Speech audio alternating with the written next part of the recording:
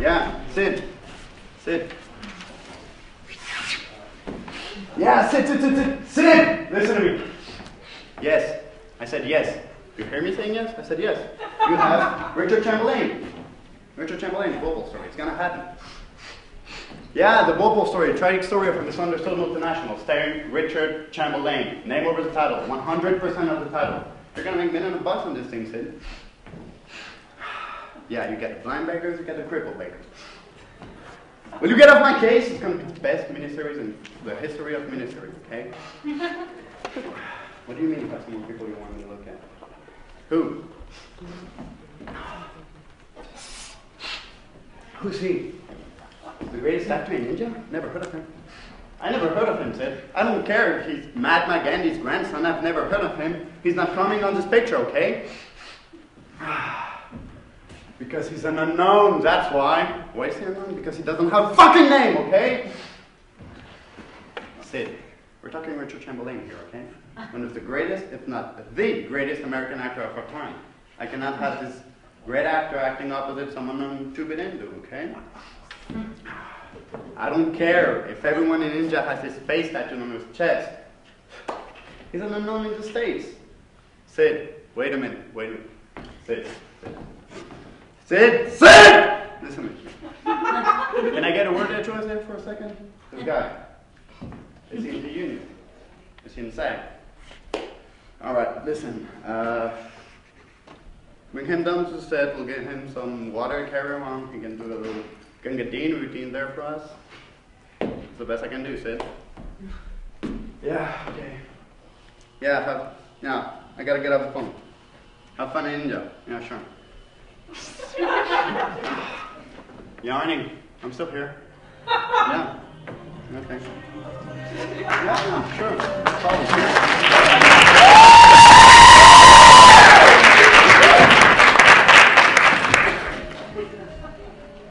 Well, I left my apartment. It was about noon and it was a nice day, so I thought I'd walk to her, my friend Binky's house. She lives on 75th and Columbus, which I realized is a really long walk. But I decided that exercise would do me good. I hadn't eaten anything yet, so I stopped at the diner on my corner for some breakfast and picked up a newspaper so I had something to do.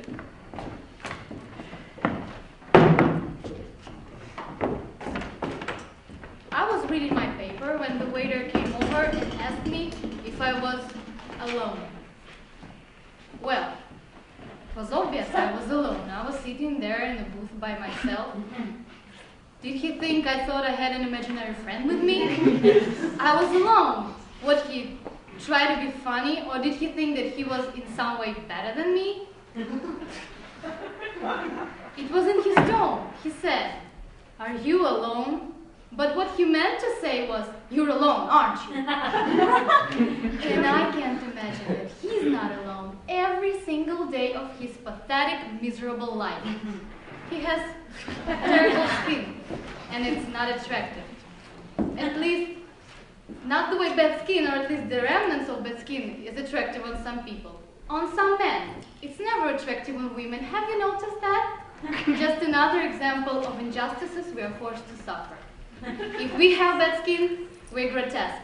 Let a man have bad skin. He can be a Richard Burton, for God's sake. I hate being a woman! I've strayed. The point is, this waiter has terrible skin and greasy hair, and his breath stinks of something dead, and his face is entirely too close to mine, and he insults me with his breath, with his tone of voice, and asks me if I'm alone. I feel my face go flush. I'd like to pull his hair out, only I'd never be able to get a decent grip. It looks as if it hasn't been washed in a decade. I want to pick up my butter knife and stab him his sunken cave in the chest. But I simply respond, "No, I'm married. Thank you."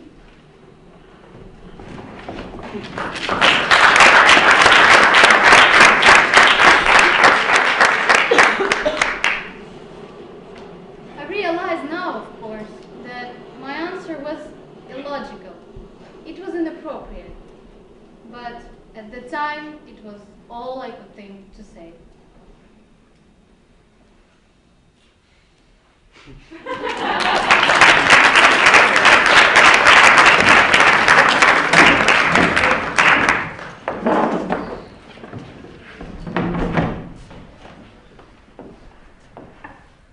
I thought of killing people when I got back. I went out with this lady, Cheryl, you know. Oh God, I'm worried about us. I keep this quiet knowledge with me every day. I don't tell my boyfriend about it, or anyone.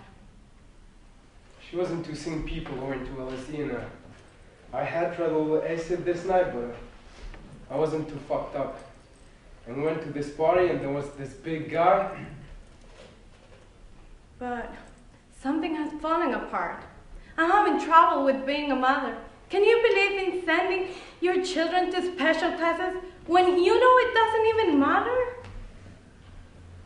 And I was with a friend of mine who tried to rip him off or something like that. And he said, the big guy said, get the fuck out of here or grab this fucking baseball bat and split your head wide open. I'm worried. I worry that I worry too much about all this. And I worry that I don't worry enough. I started to size up what my options were. In a split second, I knew what could happen. He had a baseball bat there. There was one of this long, cold glass bottle. I work so much, it makes me sick. I work 18 hours a day just to pay the bills. I knew. Okay, I grabbed that. I moved toward him to stick it in his face. I mean, I killed him. I mean, in my mind. I cut his throat and everything. This year, I work on a feminist group. I run my magazine. I did my parades. I even hold 2 jobs and more. I even invited my dear sweet 91-year-old uncle to come die at my house. My girlfriend saw this and grabbed me. I couldn't talk to anybody the rest of the night. I just sat and retained attention and said, I want to kill him. They had to drive me home. It was only the 3rd time I'd been out with my girlfriend. It wasn't until the next day that I really got shook by it. I go to graduations, shopping, recitals. I don't go to the ritual of getting undressed at night. I even sleep with my shoes on. My boyfriend's drinking has ruined us. My girlfriend said, hey, cool your jets. She said, hey, don't do things like that. You're not over there anymore. Slow down. It's all right. I don't dare get angry anymore. Can you imagine what would happen if I get angry? I think my girlfriend's scared of me.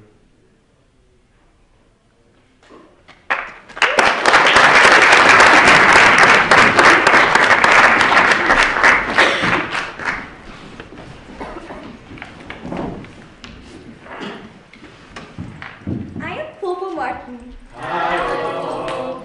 My friends call me Popo Martin. Dr. Nestor says I'm a paranoid schizophrenic. I think I have Morgan's disease. You know, like Tippi Hedren in that movie?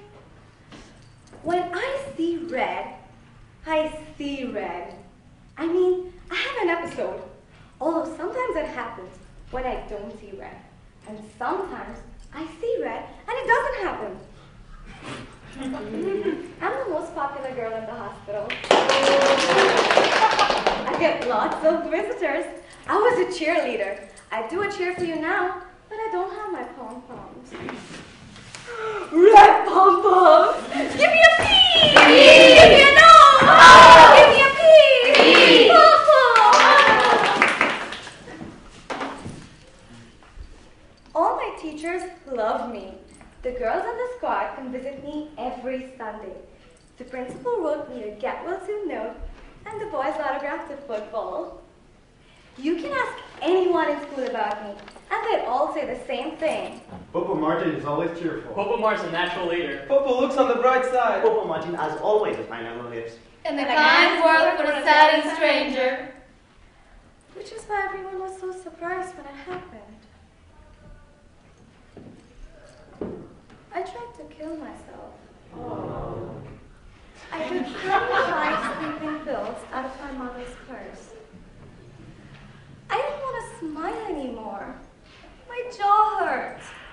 And whistling gives me a headache.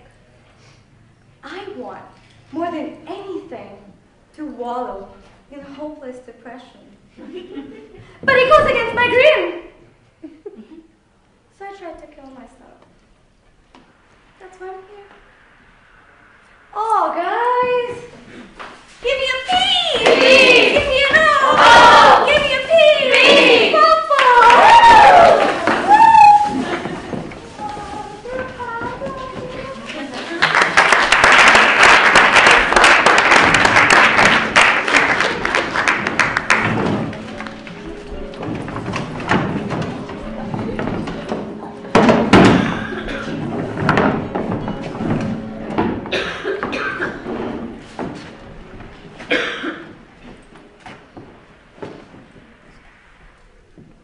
Look at this. You call this a tortilla? Handsome pride. Show him you're a woman now. People don't know what it is to eat fresh handmade tortillas. My grandmother Hortensia, the one they used to call La India Condenada, she would start making them at 5 o'clock in the morning. So the man would have them to eat when they went into the fields. She was out. Used to break her own horses, her own man. Every day she wake me up at 5 o'clock. Buenos pinches días. Good fucking morning. I was 12. No 13 years. Still embrace. Press your hands into the door. Con fuerza. Put your stamp on it.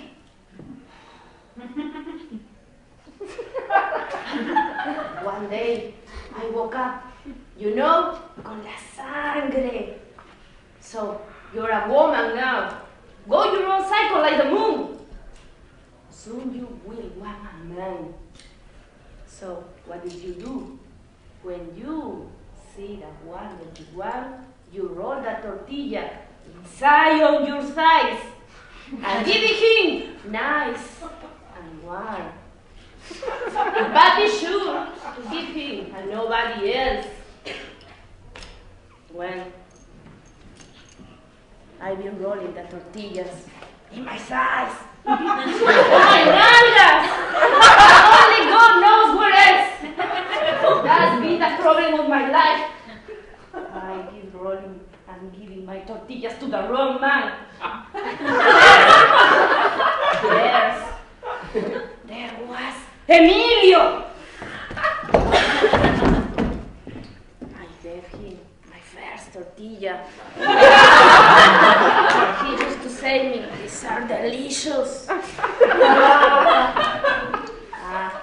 He was handsome, a real lady killer. After he did me the favor, he didn't even touch cojones around me.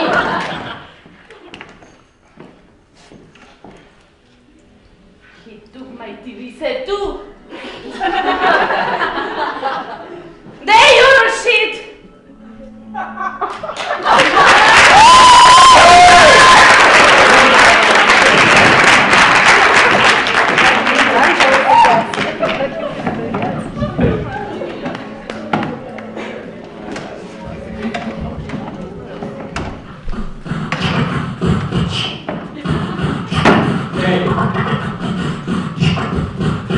I know what you're thinking. Who the hell is Sam Bigfoot? This badass is right to give a shit how guys such as yourself advice. Well, Lenny is the fact that my own willingness to compromise my principles and possessing some people I can mention as talking this so-called good life because of enjoy. So be it, Len. Fuck me? Fuck you. But Lenny, listen to one small piece of advice from a true fan. Forget the long hair shit and write what you like best. Love songs. And what the world needs, what we need. Lonely Down Maria, tender melodies to cherish for a lifetime. Timeless fame for lingering in memory. Stop a piece, motherfucker. Let's go.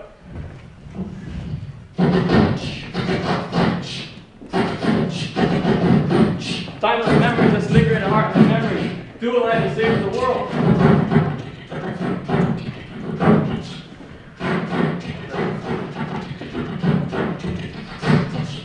The world needs now love, sweet love.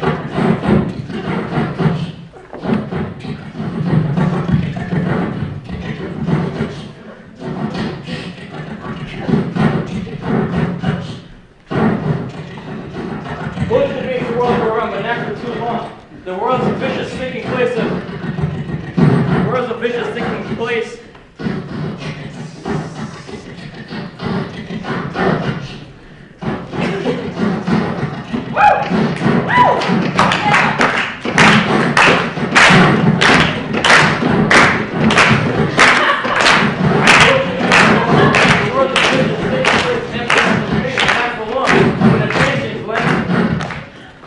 Drop a 747 on White House and incinerate Dick Nixon. What? And you know why? So you can keep on writing love songs. Yes, there's a gorgeous world out there, a world of unicorns and waterfalls and puppy dogs. And you can save it through the media of your God-given talent. Do it, Lenny. Save it. Is that too much to ask? Oh, Lenny, one more thing. When you hear my death, you're going to wonder if there's something more you could have done. Well, Lenny, you did everything you could. Well, maybe not everything. Not absolutely everything. Maybe one day you could have picked up the phone, just picked up the phone and said, "Hey, Sammy, how is it going? Hang in there, Sam. This butt's for you." How long would it have taken you? A minute? Half a minute? But that was too much to ask, wasn't it? You probably had your limo double parked and your shit-hot buddies on a plane to catch to Paris and France. Fuck me, fuck you, I'm out of here, Lenny, I'm out of here, I'm history, Lenny, understand, I'm history.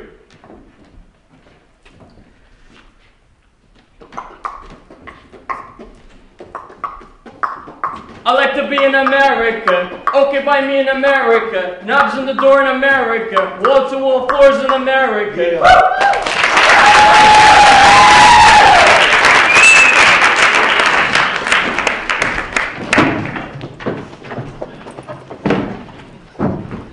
Hey, man, I just want to tell you, man. You know, like, I was wondering if I could ask you a question. You know, like, I was watching you tonight, and you're shit intense, man. And, you know, I've been to this course from William Defoe. Well, actually not from William Defoe, but with this girl who used to work with William Defoe. And she was teaching us about, like, you know, like, breathing and honestly in breathing. And I was watching you tonight, man, and you breathe so honestly, man. And I was wondering if we could like hang out and rap for an hour or two, and I could just. Okay, that's okay, man. I understand. That's okay. That's good. Okay. Hey, guys. You know, like, I think you, Gary Oldman, Steven Seagal, Whoopi Goldberg are doing the interesting shit out there right now. I mean it, really. I think you're a genius. Really. Me? I do shit like you. I mean, not like you, but like you. Yeah, I know, that's funny. It's like, you've been to one of my shows and you're like stealing my shit. I know you're not. But you have to say it. I know you dig it. Hey, guys. You know, like, last week, we do this one thing when I took this call. And I covered it with some cheese until it looked like a real head. And I threw it on the stick, and I put it on my back. And, you know, like, we are doing our show and jumping around, and at one time I'm like, wow, a head! And, you know, like, I grab it, and I bite it, and all the skin is like falling out. And hey, guys. And last week, you have to love it. We went down to the meat market, and we bought all these pigs, guts and blood and shit. And we stick them on these Ziploc bags and put them around their clothes. The agents didn't even know they're here. And at one time we were doing our show and jumping around and do our stuff, and we pulled out these straight razors and slide out our stomach right open, and this chick is like screaming.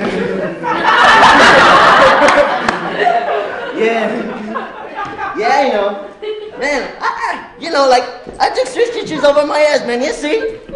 Yeah, like, you know, like, hard imitating life. You know, yeah, that's everybody says.